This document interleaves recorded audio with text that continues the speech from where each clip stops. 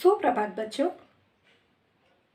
बच्चों मैंने बहुत पहले आपको वर्क दिया था कि पाठ 9 बल्लू हाथी का बाल घर और पाठ 10 ऐसे मिली सज़ा, इसके प्रश्नोत्तर आपको याद करने हैं। लेकिन आधे से ज़्यादा बच्चों ने प्रश्नोत्तर याद नहीं किए हैं, तो आपको शनिवार तक जब मैं जूम क्लास लूँगी तब तक अच्छे से प्रश्नोत्तर याद हो जाने चाहिए।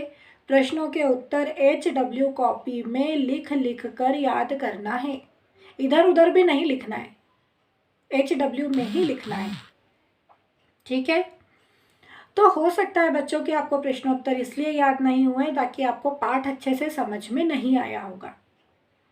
तो हम इसे समझ के देख लेते हैं, शायद आपको जल्दी याद हो जाएंगे। याद करना मतलब प्रश्नों के उत्तर मन से लिखना, रट्टा नहीं मारना। तो मन से आप कैसे लिख पाएंगे? यदि आप चैप्टर को ध्यान से सुनोगे, समझोगे, तो आप प्रश्नों के उत्तर खुद लिख पाओगे, खुद बोल पाओगे, बता पाओगे, ठीक है। तो हम इन दोनों पाठ को फिर से समझते हैं।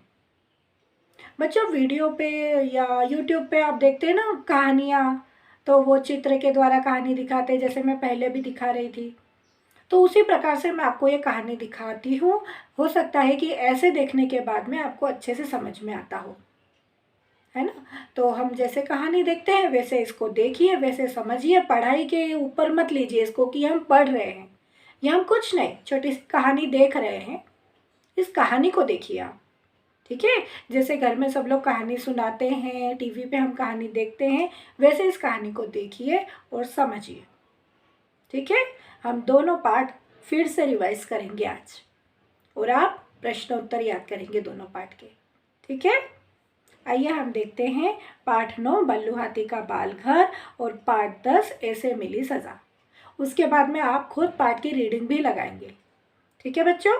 आइए हम देखते हैं।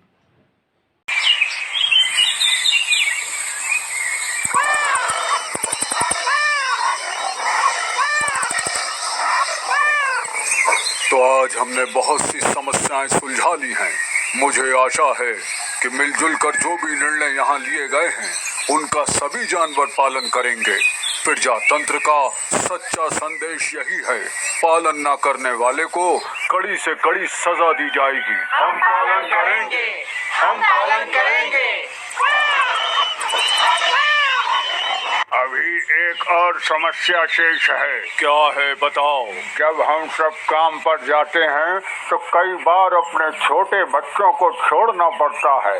डर लगता है कि कहीं शिकारी उन्हें बहला फुसला या डरा धमका कर पकड़ कर न ले जाए। हाँ, ये समस्या हम सबकी है। क्या किसी के पास कोई हल है? क्यों ना एक सुरक्षित स्थान ढूंढा जाए, फिर वहाँ सब बच्चों को छोड़ा जाए। देख रेख के लिए हम जानवरों में से ही कोई आगे आए। लेकिन क्या सब बच्चे एक साथ रह सकेंगे? लड़ेंगे नहीं? ऐसा नहीं है।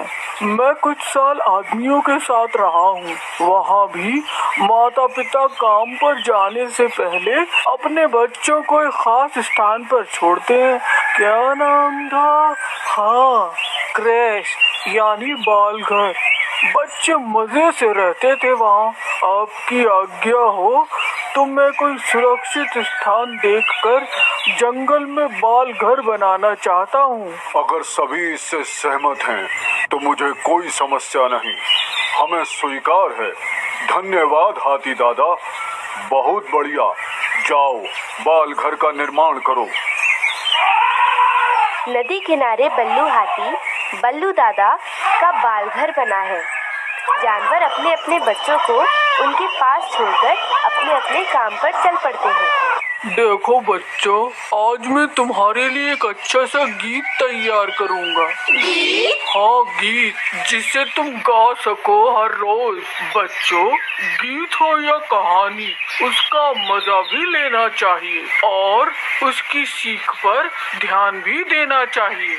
जानते हो, जब मैं आदमियों के जंगल में था तो मुझे यह देखकर दुख होता था कि कई बच्चे ज्यादा से ज्यादा समय टीवी पर कार्टून देखने या कंप्यूटर पर खेल खेलने में बिताते थे। जाओ थोड़ा खेल कूदाओ, तब तक मैं गीत तैयार करता हूँ। चलो चलो चलो चलो।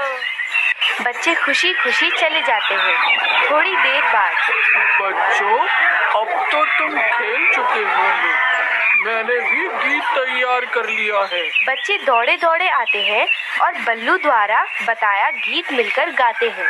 हम बच्चे हैं जंगल के, हमको जंगल प्यारा है।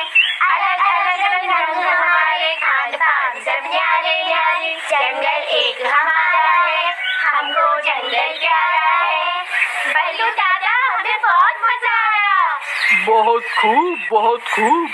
तुम तो बहुत ही होशियार बच्चे हो। चलो अब मिलकर खाना खाते हैं। सभी मिलकर खा रहे हैं, पर लोमड़ी के बच्चे ने खरगोश का खाना छीन कर खा लिया। बेटे, यह अच्छी बात नहीं। मुझे माफ कर दीजिए बल्लू दादा। शाबाश। बच्चों, क्या तुम चाहते हो कि आज खरगोश भूखा रहे? नहीं। सब बच्चे थोड़ा थोड़ा खाना खरगोश को देते हैं। इस प्रकार बच्चों ने मिलजुल कर दिन बिताया और शाम को खुशी खुशी घर चले गए। अब बच्चे रोज खुश होकर बाल घर आने लगे। बल्लू दादा उन्हें अच्छी सीख देने वाली कहानियाँ सुनाते और अच्छे अच्छे खेल खिलाते। शाम के समय हाथी दादा बच्चों को कहानी सुना रहे हैं। बच्चों के माता पिता उन्हें लेने के लिए आते दिखाई देते हैं। देखो बच्चों, तुम्हारे माता पिता आ गए हैं। बल्लू दादा, आपने तो कमाल कर दिया है। बच्चों के आपसी प्यार को देखकर अब तो हम बड़ों को भी अपने झगड़ों पर शर्म आने लगी है। मैं तो सोच ही नहीं सकता था कि अलग अलग जानवरों के बीच भी इतना प्यार हो सकता है और वे साथ साथ रह सकते हैं। घर में भी कितने अच्छे और भले हो गए हैं ये बच्चे। कितनी इज्जत देते हैं हम बड़ों को। झगड़ा भी नहीं करते, बल्कि मदद ही करते हैं। अच्छी अच्छी बातें करते हैं। जानवर चल पड़ते हैं। बच्चे गीत गुनगुनाते, उछलते कूदते साथ चल रहे हैं।